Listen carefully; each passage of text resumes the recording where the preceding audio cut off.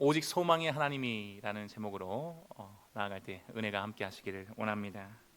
이 말씀은 우리의 믿음과 삶에서 참된 소망이 어디에 있는지를 아주 명확하게 보여주고 있습니다.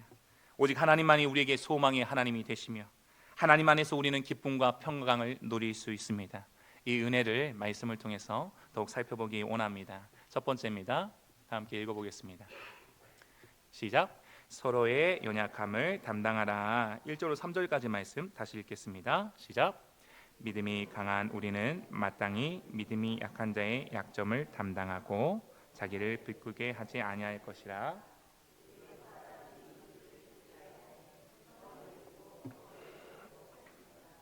그리스도께서도 자기를 기쁘게 하지 아니하셨나니 기록된 바 주를 비방하는 자들의 비방이 내게 미쳤나이다 함과 같으니라. 아멘. 사도 바울은 믿음이 강한 자들에게 믿음이 약한 자들의 연약함을 담당하라고 말씀하고 있습니다. 여기서 담당하다라는 말은 바스티조라고 하는데 오늘로 보니 짐을 지다, 견디다라는 의미를 지니고 있습니다. 이것은 단순히 도와주는 것을 넘어서서 그들의 짐을 진정으로 나누어지는 하나님의 사랑이요 헌신을 의미합니다.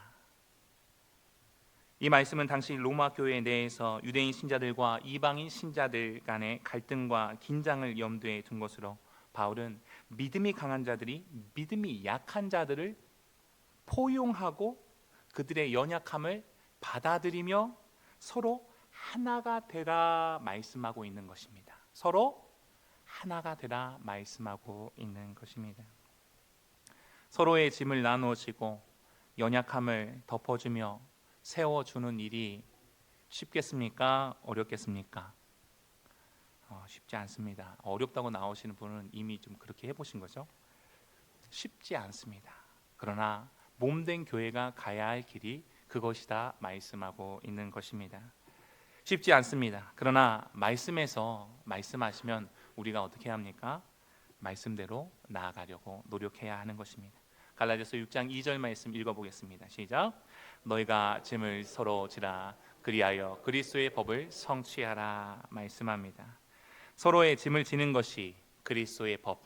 그리스도의 법은 곧 사랑의 법을 말합니다. 이 사랑의 법을 성취하는 것이다 말씀하는 것입니다.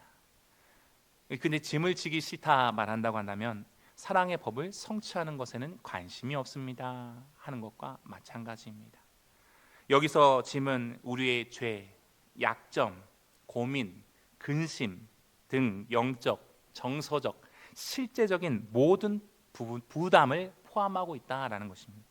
다른 사람의 짐을 지고 다른 사람의 부담을 대신 지고 계십니까? 지고 계세요? 내가 그 사람의 짐을 지고 계십니까? 그렇다고 한다면 그리스도의 법, 사랑의 법을 성취하고 계신 것입니다. 그런데 나는 짐을 지기 싫어요.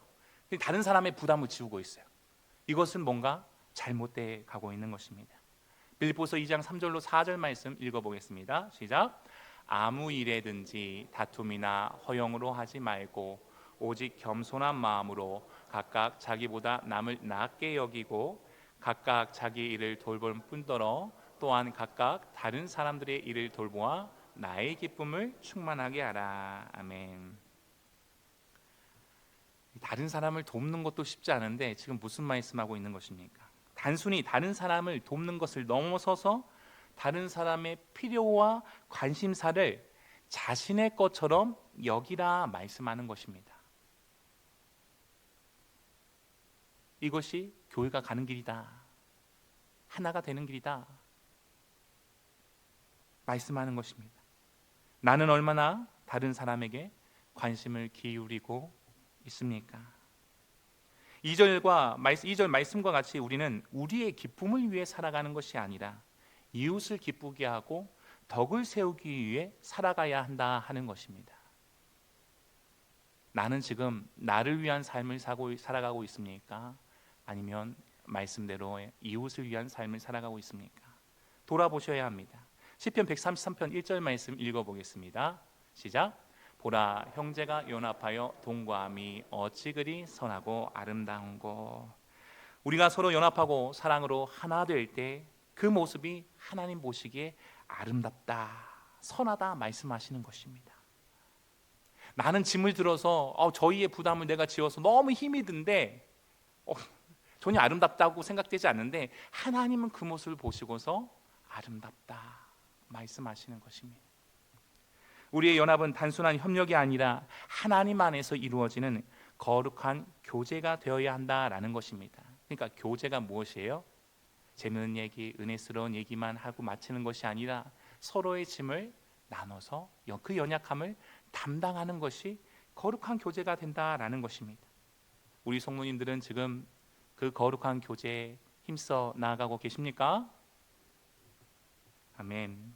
믿음이 강한 자는 약한 자의 약점을 비판하거나 판단하지 않고 오히려 그들의 짐이요 연약함을 함께 지며 도와줄 수 있어야 한다는 것입니다.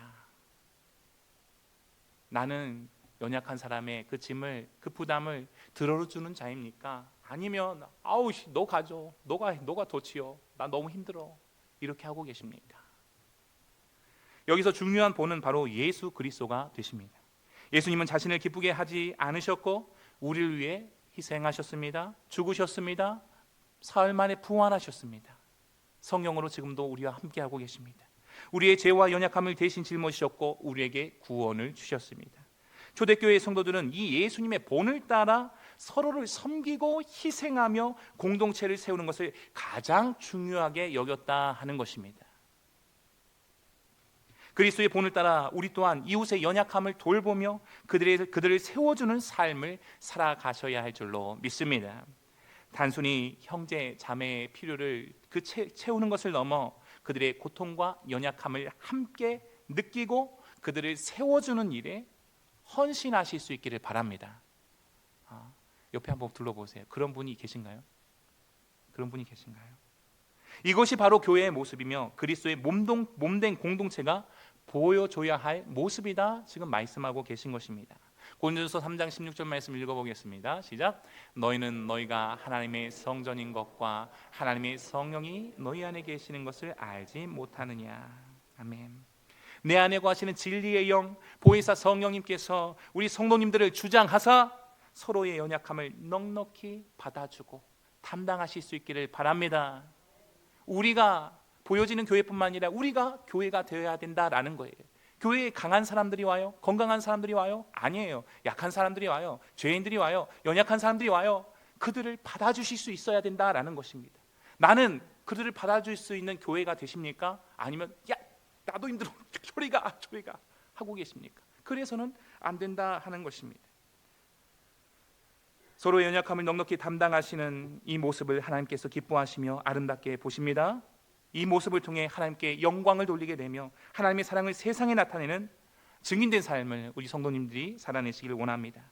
그렇게 할 때 우리 가정과 우리 교회 공동체는 더욱 강해질 것입니다. 가정이 강해지는 게 뭘까요? 교회가 강해지는 게 뭘까요? 믿음이 강해지는 것 아니겠습니까? 돈이 많아지는 게 가정이 강해지는 거예요? 아니에요. 믿음이 강해지는 게 그렇다는 거예요.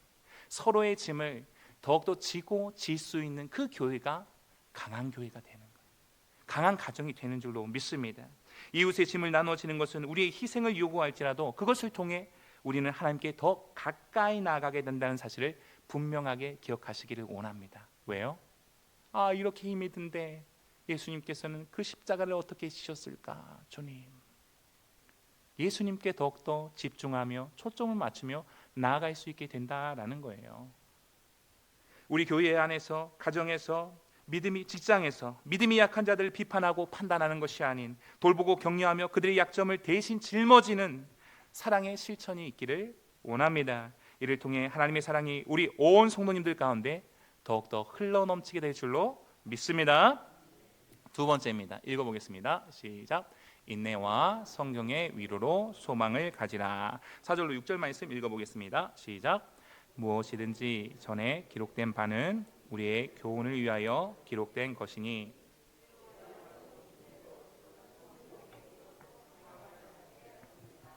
이제 인내와 위로의 하나님이 너희로 그리스도 예수를 본받아 서로 뜻이 같게 하여 주사 한 마음과 한 입으로 하나님 곧 우리 주 예수 그리스도의 아버지께 영광을 돌리게 하려 하노라. 아멘. 어떻게 연약함을 받을 수 있습니까? 여기 답이 나와 있죠. 인내와 성경의 위로. 여기서 인내라는 단어는 헬라어 히포모네로 지속적인 인내, 견딤을 의미합니다. 성경은 우리에게 인내와 위로를 준다 하는 것이에요. 나는 인내하고 싶지 않은데 하나님께서 인내와 위로를 주겠다 말씀하시는 이유가 있습니다. 왜 그렇습니까? 내가 먼저 인내하고 위로받아야 연약한 이들을 내가 받아줄 수 있고 짐을 지어줄 수 있는 거예요. 내가 인내하지 못하면, 위로받지 못하면 나도 너무 힘이 든데 받아줄 수가 없어요. 안아줄 수가 없어요. 사랑한다 말할 수가 없어요. 용서한다 말할 수가 없어요. 그래서 성경에서 인내와 위로, 성경의 위로로 소망을 가지라 지금 말씀하고 있는 것입니다. 우리가 인생의 고난과 어려움을 만날 때 성경은 우리에게 어떻게 견뎌야 하는지, 그리고 하나님의 약속 안에서 어떻게 위로를 받을 수 있는지를 분명하게 가르치고 있습니다. 시편 23편에서 다윗은 하나님을 목자로 삼아 하나님의 인도하심과 보호하심을 경험합니다. 그리고 확신합니다. 또한 이사야 40장 31절에서는 하나님을 바라보는 자들이 새 힘을 얻고 독수리처럼 올라갈 것이라고 약속합니다. 한번 읽어볼까요? 시작. 오직 여호와를 앙망한 자는 새 힘을 얻으리니 독수리가 날개치며 올라간 같을 것이요 다른 박질라도요 곤비하지 아니하겠고 걸어가도 피곤하지 아니하리로다. 아멘. 이러한 구약의 말씀들은 초기 기독교인들에게 큰 위로와 격려가 되었다 하는 것입니다. 고난 속에서도 하나님께 소망을 두게 했습니다. 그렇다고 하면 현대를 살아가는 우리는 무엇을 통하여서 소망을 내 마음에 두어야 할까요? 우리도 역시 이 하나님의 약속의 말씀을 마음에 둠으로 소망을 가져야 하는 것입니다. 시편 27편 1절 말씀 읽겠습니다. 시작. 여호와는 나의 빛이시요 나의 구원이시니 내가 누구를 두려워하리요. 여호와는 내 생명의 능력이시니 내가 누구를 무서워하리요. 할렐루야. 하나님이 우리의 빛과 구원이 되시며 모든 두려움과 염려를 물리치시는 분이신 것을 이 말씀을 통해서 믿으시기를 바랍니다. 돈이 들어와서 걱정과 염려가 떠나서는 안 되는 거예요. 상황이 해결돼서 걱정과 염려가 떠나기보다는 하나님의 말씀이 내 심령 가운데 들어오니까 걱정과 염려가 떠났더라. 이 고백이 있어야 한다라는 것입니다. 우리가 하나님의 말씀을 의지할 때 참된 용기와 평강을 하나님께서 부어주시는 것입니다. 바울은 이 성경의 가르침을 통해 우리가 소망을 가지게 된다고 말씀하고 있습니다. 이 소망은 단순한 희망이 아니라 하나님께서 우리 삶 가운데 역사하실 것을 확신하는 믿음인 것입니다. 우리가 하나님의 말씀을 묵상하고 하나님의 약속을 붙들 때 참된 소망을 가질 수 있습니다. 우리는 지금 소망을 갖기 위하여 무엇을 하고 있습니까? 인내하며 성경의 위로를 바라며 말씀 앞에 기도로 나아가고 계십니까? 인내는 우리 신앙생활에서 필수적인 요소입니다. 하나님께서 우리에게 주신 약속들이 성취되기까지는 우린 많은 고난과 어려움을 겪을 수 있습니다. 그러나 이러한 고난 속에서도 우리는 오직 하나님만을 신뢰해야 할 줄로 믿습니다. 왜냐하면 성경에서 우리에게 수많은 믿음의 인물들을 하나님께서 보여주셨습니다. 그런 믿음의 인물들 또한 인내로서 하나님의 약속을 붙들었음을 보여주고 있기 때문입니다. 성경의 인물들 중 한 사람도, 누구 한 사람도 빠짐없이 다 인내하였다라는 것입니다. 아브라함은 하나님의 약속을 기다리며 인내했고, 요셉은 고난 속에서도 하나님의 손길을 믿고 인내했습니다. 이러한 믿음의 선배들의 본이 우리에게 큰 위로와 교훈이 되어야 하는 것입니다. 상황과 환경 때문에 내가 인내하지 못했다가 되어서는 안 되고, 하나님의 약속의 말씀이 나로 하여금 참고 견디고 인내하게 하였다, 고백이 이루어져야 될 줄로 믿습니다. 로마서 5장 3절로 4절 말씀 읽겠습니다. 시작. 다만 이뿐 아니라 우리가 환난 중에도 즐거워하나니 이는 환난은 인내를, 인내는 연단을, 연단은 소망을 이루는 줄 알미로다. 아멘. 말씀합니다. 우리의 인내는 그리스도의 사랑을 따르는 힘이 되고 성경의 위로는 우리에게 믿음의 길을 걷게 하는 지침이 되는 것을 분명하게 믿으시기를 바랍니다. 모든 것을 견디게 하는 힘을 주며 우리에게 하나님의 약속을 기억하게 하시는 하나님의 말씀을, 이 성경을 꼭 붙드시기를 바랍니다. 성경을 꼭 붙든다라는 것은 말씀을 꼭 붙들고 말씀을 읽는 것뿐만 아니라 암송하는 것뿐만이 아니라 말씀을 붙들고 성령으로 기도하는 것까지인 줄로 믿습니다. 성경에서 말하는 인내는 단순히 고난을 견디는 것이 아니라 소망 속에서 하나님을 바라보는 인내를 말하는 것입니다. 성경에 기록된 모든 것은 우리에게 교훈을 주기 위해 쓰여졌으며 이 말씀을 통해 우리는 하나님의 선하심을 확신하고 하나님의 때를 기다리며 인내할 수 있는 것입니다. 이와 같은 인내, 소망 속에서 하나님을 바라보는 인내가 우리 모두의 인내가 되시기를 원합니다. 이를 통해서 하나님께서 영광 받으실 줄로 믿습니다. 6절에서는 하나님께서 우리에게 한 마음과 한 입으로 하나님께 영광을 돌리게 하신다고 말씀합니다. 여기서 한 마음이라는 표현은 같은 마음, 동일한 목적을 의미합니다. 우리가 성경의 말씀으로 서로 위로하고 인내하며 하나 될 때 하나님께 영광을 돌리는 공동체가 되는 것입니다. 서로를 격려하고 하나님의 말씀으로 소망을 나누는 우리 가정과 우리 교회가 더욱 되시기를 원합니다. 서로를 위로하고 격려하는 가운데 하나님께서 우리를 사용하시며 하나님의 영광이 우리 삶 가운데 나타나기를 소망합니다. 성경은 우리에게 지식을 제공하는 것이 아니라 우리에게 인내하게 하고 위로하게 하여 소망을 갖게 하는 것입니다. 지식을 주는 것이 아니라 무엇 한다고요? 주 예수님 다시 오옵소서. 예수님 오실 때까지 제가 믿음을 지키며 인내하게 하옵소서. 인내하게 하고 위로하게 하고 소망을 갖게 한다 하는 것입니다.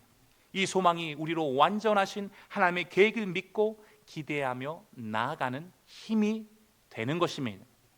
서로의 약함을 위로하고 하나님의 말씀으로 격려함으로 하나님의 영광을 드러내는 우리 가정, 우리 교회가 더욱 되시기를 원합니다. 약함을 위로하고 하나님의 말씀으로 격려하는 사랑하는 남편이요, 사랑하는 아내요, 자녀요, 부모요, 형제요, 믿음의 동역자들이 되어주시기를 원합니다. 우리의 인내와 위로는 하나님께서 우리를 통해 일하시기 위한 도구인 것을 꼭 기억하시기를 원합니다. 우리의 인내와 믿음이 개인적인 것에서 그쳐지는 것이 아니라 빛과 소금의 형태로 공동체 전체 가운데 나타나며 함께 나누며 인내와 위로가 함께 나누며 성장해 가기를 주님의 이름으로 축원합니다. 세 번째입니다. 읽어보겠습니다. 시작. 오직 소망의 하나님을 붙들어라. 아멘. 7절로 13절 말씀인데요. 읽지 않겠습니다. 바울은 예수 그리스도께서 유대인과 이방인 모두를 위해 오셨음을 지금 강조하고 있습니다. 당시 유대인과 이방인 사이에는 큰 역사적 갈등과 문화적 차이가 있었습니다. 유대인들은 오랜 시간 동안 자신들이 하나님이 택한 선민이라는 자부심을 가지고 있었고, 잘못된 자부심을 가지고 있었고, 이방인들을 멀리하는 경향이 있었습니다. 그러나 바울은 예수님께서 유대인과 이방인 모두를 위한 구원을 성취하셨다고 선포하고 있습니다. 이사야 49장 6절 말씀입니다. 읽어보겠습니다. 시작. 내가 또 너를 이방의 빛으로 삼아 나의 구원을 베풀어서, 약속하신 말씀을 하나님은 예수 그리스도를 통하여 성취하셨습니다. 이방의 빛이라는 표현은 구원이 이스라엘에게만 국한되지 않고 모든 민족에게 비칠 것임을 의미하는 것입니다. 여기서 소망이라는 단어가 나옵니다. 엘피스라고 하는 이 헬라어, 단순한 기대감이 아닌 확신에 찬 소망이요, 미래에 대한 확고한 믿음을 의미합니다. 이제 모든 열방이 하나님께 찬양하며 오직 하나님만을 소망으로 오직 하나님만을 소망으로 삼게 되었다 하는 것입니다. 할렐루야. 요한복음 3장 16절 말씀입니다.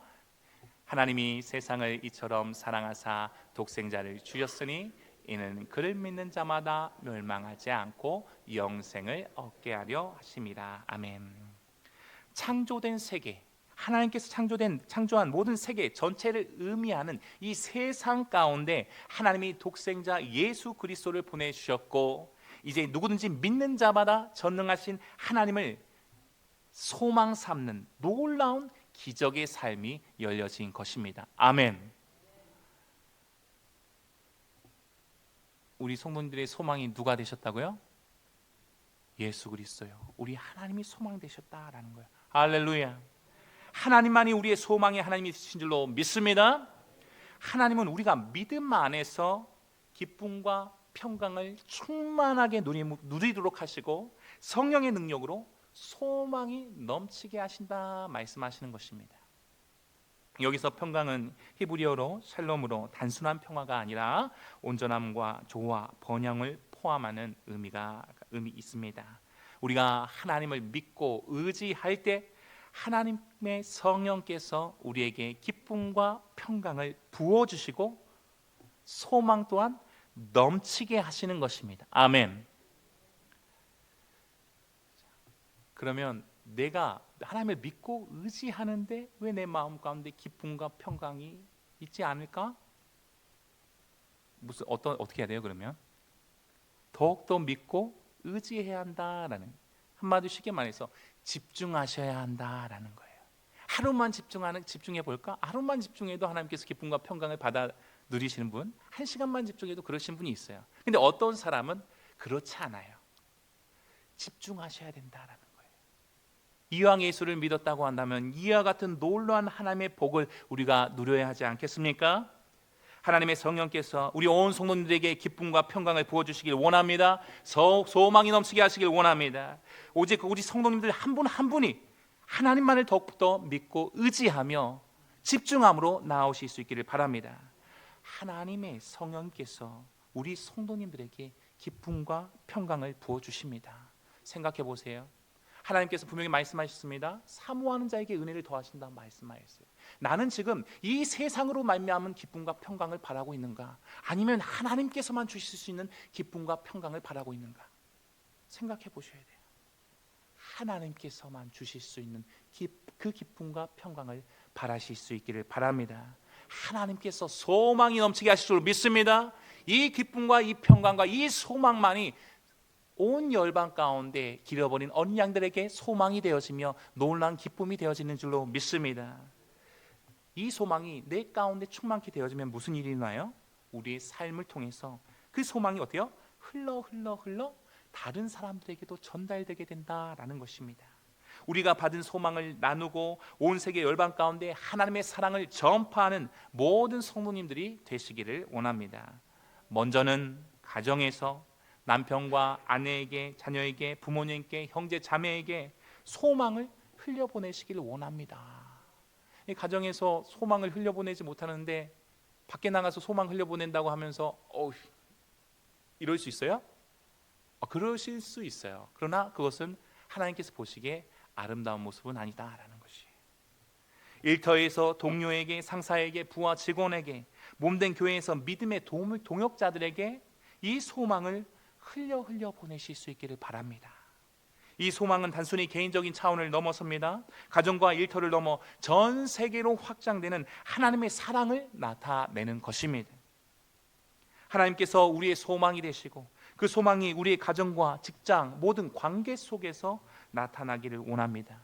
우리의 소망이 가정과 교회 그리고 세상 속에서 하나님의 살아계심을 드러내시는 도구가 되실 수 있기를 원합니다. 아멘. 우리의 모든 기쁨과 평강은 오직 하나님께로부터 오는 것임을 분명히 하시길 원합니다. 그러니까 환경과 상황이 아니라 오직 하나님으로부터 오는 그 기쁨과 평강을 받아 누리는 사람만이 그 소망, 하나님으로 말미암은 그 소망을 흘려보낼 수 있게 되어지고 그것이 능력으로 그 사람들로 하여금 예수께 돌아오게 한다라는 것이, 나를 통해서 예수를 발견하게 하고 예수님을 찾게 한다 하는 것입니다. 이러한 은혜 안에 우리 모두가 나아가실 수 있기를 바랍니다. 소망은 하나님께 우리의 삶의 모든 것을 맡겨드릴 때 하나님께서 우리에게 주십니다. 우리에게 기쁨과 평강으로 충만케 하십니다. 그리고 우리로 하나님의 소망을 나누는 자들이 되게 하십니다. 소망의 하나님만을 붙드시기를 바랍니다. 이 소망을 이웃과 나누며 열방 가운데 하나님의 영광을 드러내는 모든 성도님들이 되시기를 원합니다.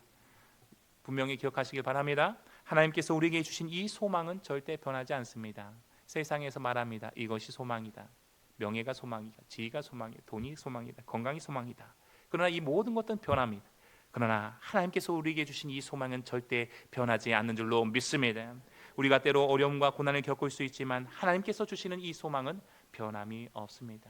변하지 않는 소망에 우리가 붙들려 있기를 바랍니다. 오직 하나님의 소망의 하나님을 붙들 때 승리의 삶이요 흔들리지 않는 믿음의 삶을 살게 되는 것입니다. 어쩔 수가 없어요. 우리가 이왕 예수를 믿었다고 한다면 우리는 믿음으로 살아가는 자, 오직 소망의 하나님만을 붙드는 존재로서 이 땅 가운데 있다가 하나님께서 예비하신 처소로 돌아가게 되는 것입니다. 성령의 능력으로 넘치는 소망을 가진 자마다 이 소망이 자신의 삶을 변화시킬 뿐만 아니라 다른 사람들에게도 이 소망을 흘려보내게 됩니다. 우리 모두가 이 소망의 전달자가 되실 수 있길 바랍니다. 소망의 전달자가 되어 하나님의 나라를 이 땅 가운데 세워가시기를 주님의 이름으로 축원합니다. 말씀 맺겠습니다. 오직 소망의 하나님이라는 은혜를 나누었습니다. 믿음이 약한 자들을 돌보고 세워주는 것이 우리의 책임입니다. 예수 그리스도의 희생적인 사랑을 본받아 서로를 섬기며 하나님의 영광을 드러내시길 원합니다. 연약함을 담당하실 수 있기를 바랍니다. 오직 소망의 하나님을 붙드는 자, 연약함을 담당하는 삶을 살아갑니다.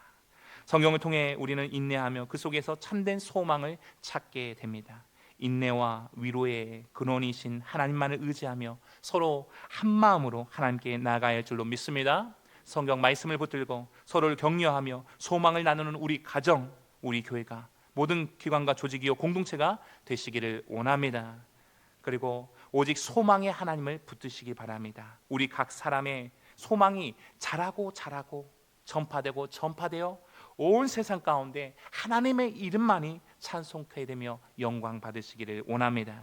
소망의 하나님을 붙드시는 모든 성도님들에게 하나님의 성령이 기쁨과 평강을 날마다 더하여 주시기를 원합니다.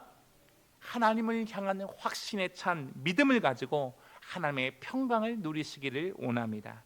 우리가 받은 이 소망을 세상 가운데 전하고 하나님의 영광을 나타내는 믿음의 사람들이 되시기를 원합니다.